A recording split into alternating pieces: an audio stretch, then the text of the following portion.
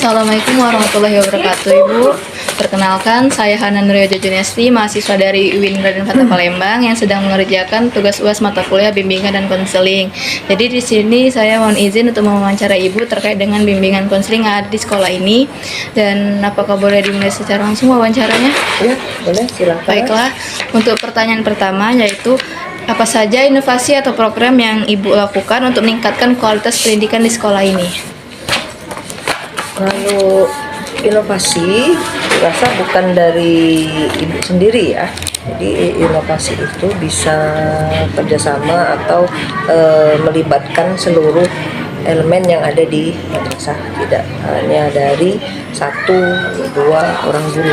Jadi semua harus terlibat dalam peningkatan kualitas pendidikan. Kalau di Mandua ini kita ada yang namanya agen perubahan sesuai dengan zona integritas itu ada. Jadi dari agen perubahan itu akan diharapkan akan mendapatkan atau ada ide-ide baru yang muncul untuk meningkatkan kualitas pendidikan. Jadi di Mandua itu sudah ada. Oke, terima kasih. Lanjut pertanyaan kedua, yaitu bagaimana Ibu memberikan solusi ketika ada terjadi konflik di antara guru, siswa, atau antar pihak sekolah lainnya? Kalau antar guru ya itu tadi ya, saya rasa awalnya kita lihat dulu titik masalahnya itu di mana. Kita telusuri, jadi kita lihat tidak hanya dari satu pihak ya. Kita lihat masalahnya dari dua belah pihak. Jadi kita cari solusinya atau kita cari penengahnya. Misalnya kalau dengan sesama guru konfliknya di sini, mungkin kan di sini kita ada wakil kepala, ada kepala usaha, ada kepala madrasah, itu kan bisa dijadikan sebagai penengah. Itu juga kalau misalnya terjadi konflik dengan sekolah yang antar sekolah, ya pasti kita cari jalan terbaik. Jadi kedua belah pihak tidak merasa ada yang dirugikan. Baik, untuk pertanyaan terakhir yaitu bagaimana evaluasi Ibu lakukan untuk memastikan bahwa solusi atau kebijakan yang telah diterapkan itu berjalan efektif? Kita lakukan ini pengawasan ya, atau laporan secara berkala. Misalnya untuk wali kelas kita ada laporan per bulan, per triwulan, per 6 bulan, dan per tahun. Itu kita lakukan untuk melihat program itu sudah berjalan dengan efektif atau belum. Oke, baiklah. Terima kasih atas penjelasannya Ibu. Sekian dari saya. Assalamualaikum warahmatullahi wabarakatuh. Waalaikumsalam warahmatullahi wabarakatuh.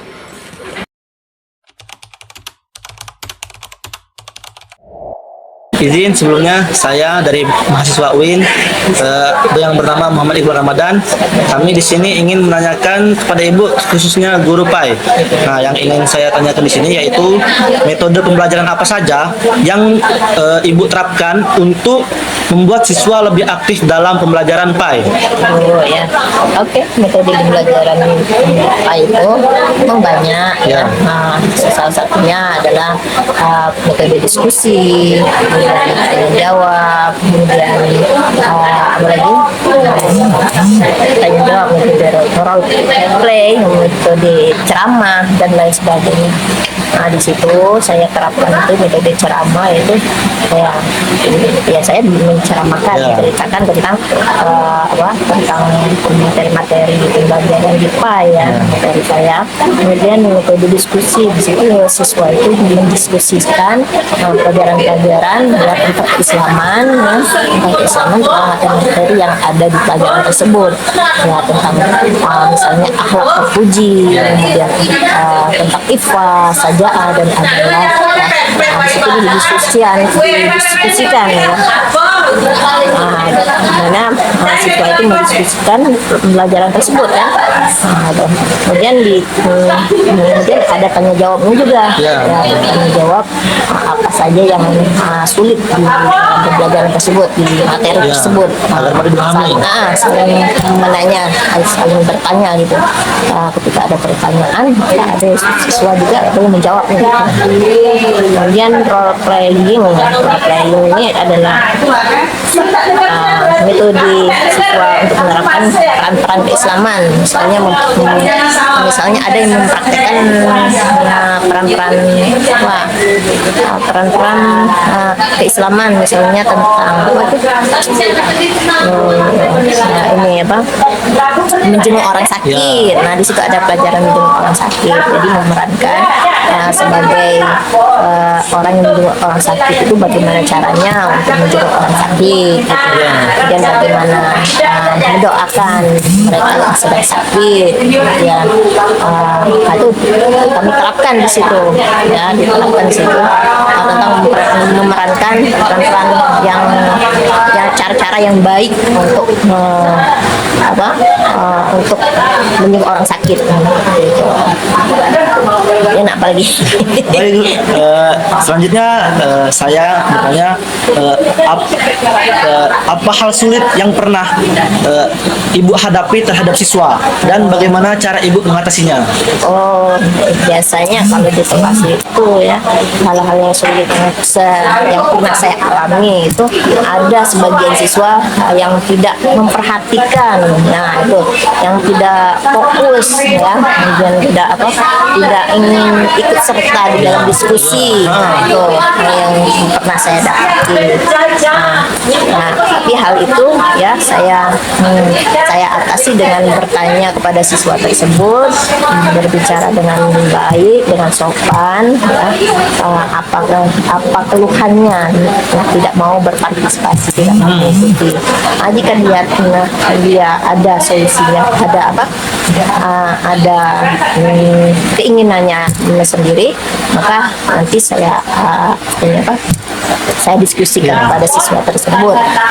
Saya kasih saran dulu ya, kasih saran untuk supaya aktif dulu ya, aktif berpartisipasi kepada teman-temannya untuk memperhatikan, untuk ikut juga di dalam diskusinya.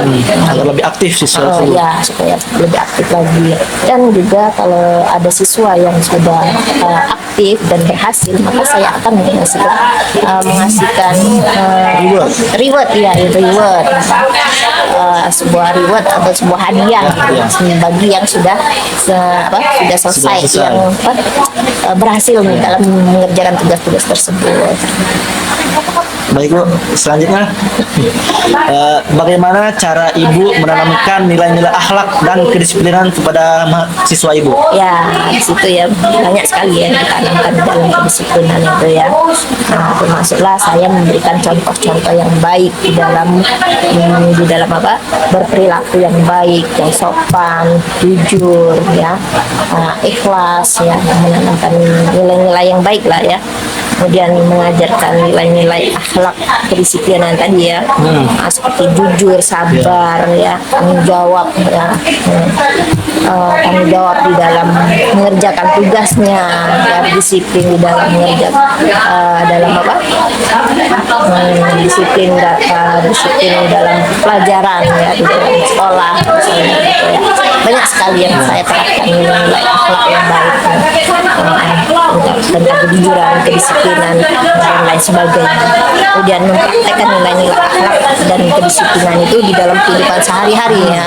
Jadi saya terapkan untuk selalu menerapkan terapkan di dalam kehidupan sehari-hari, jangan hanya di sekolah saja menerapkan nilai-nilai akhlak tersebut, namun juga di rumah Iya, di juga, rumah juga, di lingkungan sekitarnya. di lingkungan sekitarnya. Jadi siswa itu sudah terbiasa gitu ya, dengan adanya kalau kan sudah terbiasa melaksanakan akhlak yang baik di sekolah, ya di sekolah dengan tanggung jawab, disiplin, ya.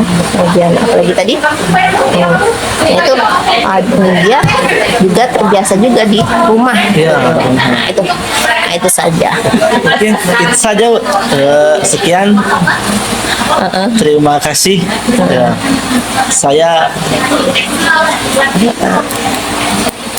Saya Iqbal, mohon pamit undur diri, Bu. Iya, terima kasih.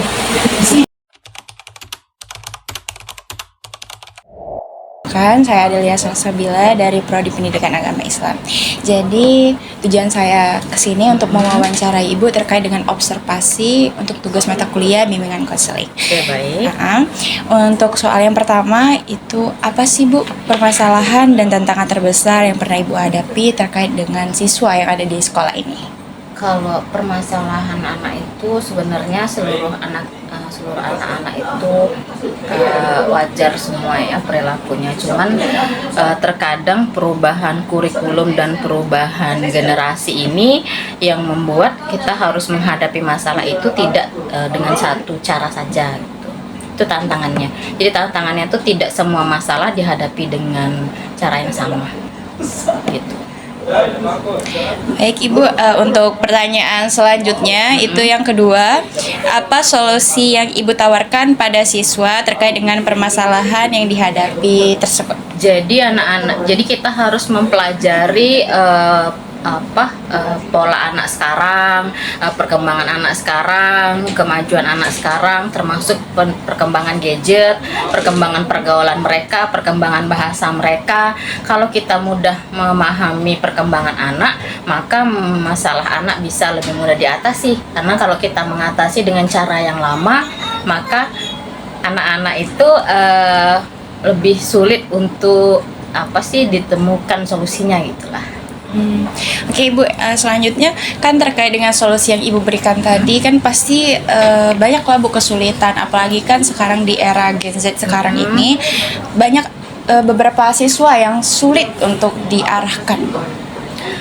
Karena anak siswa ini kan mereka masih di bawah umur ya. Jadi kalau mereka di bawah umur, mereka masih minor, jadi mereka tetap harus ada pendampingan dari orang dewasa. Karena itulah peran dari orang tua mereka penting untuk perkembangan anak-anak ini juga. Maka dari itu sekolah harus bekerja sama dengan orang tua untuk mengatasi perilaku anak yang mungkin tidak sesuai dengan jalurnya seperti itu. Jadi tetap harus ada koordinasi antara orang tua, anak, guru maupun pihak sekolahnya gitu. Baik Bu, mungkin itu saja yang bisa saya tanyakan kepada Ibu. Terima kasih. Assalamualaikum warahmatullahi wabarakatuh. Waalaikumsalam.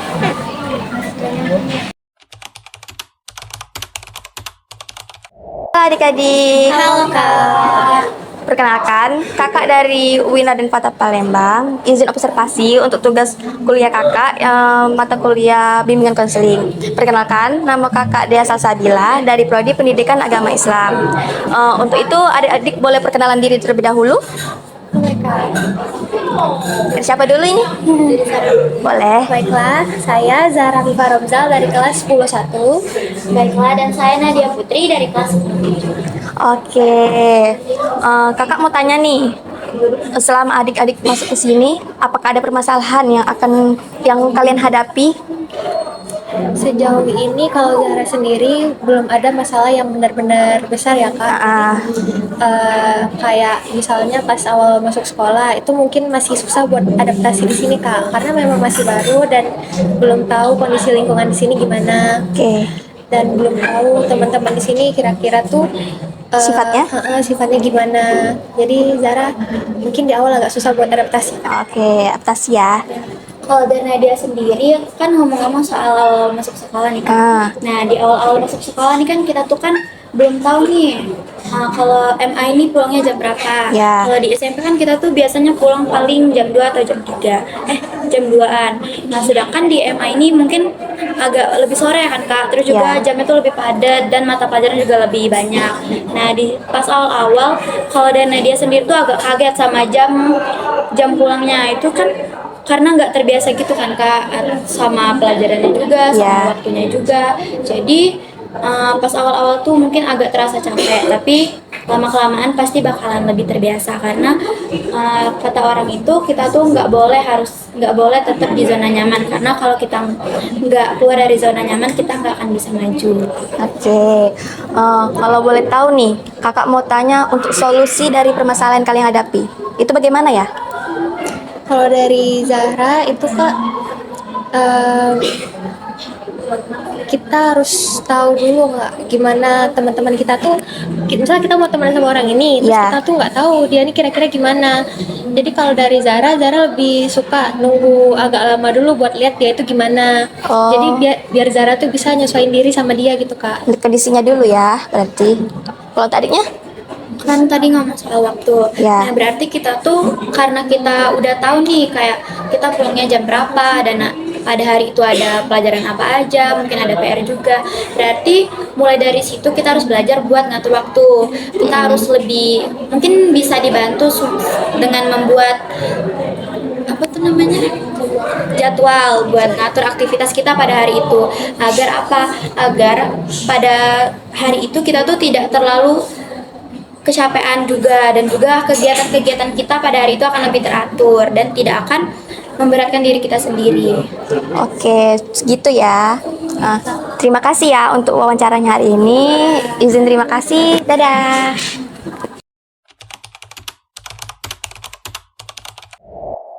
Pertama, saudari Dea ngobrol sama siswa dari MAN 2 Palembang, yaitu bernama Zahra dan Nadia.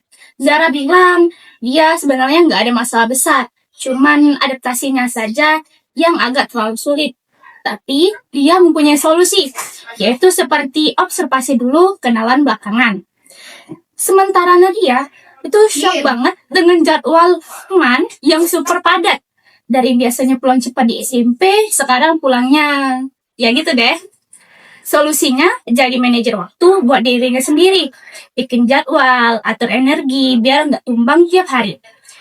Lanjut, itu dari saudara Iqbal yang ngobrol dengan Ibu Eva selaku guru PAI dengan 2. Beliau punya banyak metode dalam mengajar di dalam kelasnya. Itu pertama metode diskusi, kedua metode tanya jawab, ketiga metode ceramah, dan yang terakhir metode role play.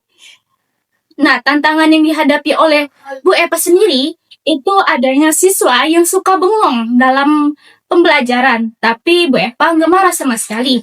Beliau cuma nanya, ada apa nak?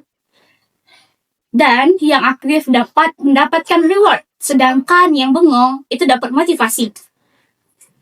Selanjutnya ada juga dari saudari Hana yang ngobrol sama Ibu Surutati selaku kepala sekolah atau yang mewakili. Beliau bilang peningkatan sekolah itu kerja bareng, bukan kerja sendirian. Kalau ada konflik di antara guru, jangan langsung disalahin salah satunya, tapi diselidiki dulu kayak detektif, tapi versi sopannya.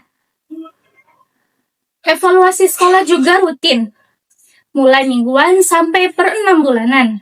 Pokoknya dipantau, jangan ada program hilang kayak kalian yang tugasnya nggak dikerjain.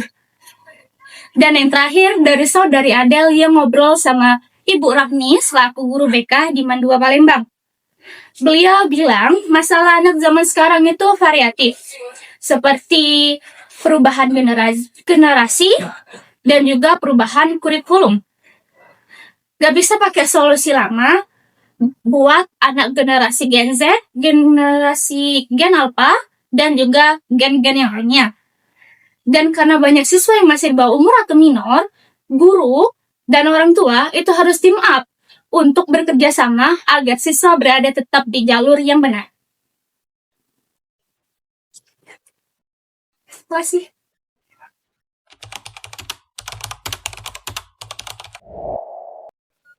Baiklah, saya di sini akan menyimpulkan hasil dari observasi teman-teman saya tadi, yang dimana secara keseluruhan hasil observasi menunjukkan bahwa setiap pihak di sekolah, baik maupun siswa, guru BK maupun kepala sekolah, menghadapi tantangannya masing-masing. Namun, secara keseluruhan mereka juga memiliki strategi dan solusi untuk menghadapi hal tersebut. Baik itu meningkatkan kualitas pembelajaran, kedisiplinan, serta lingkungan sekolah yang efektif dan harmonis. Mungkin itu saja kesimpulan dari teman-teman saya tadi.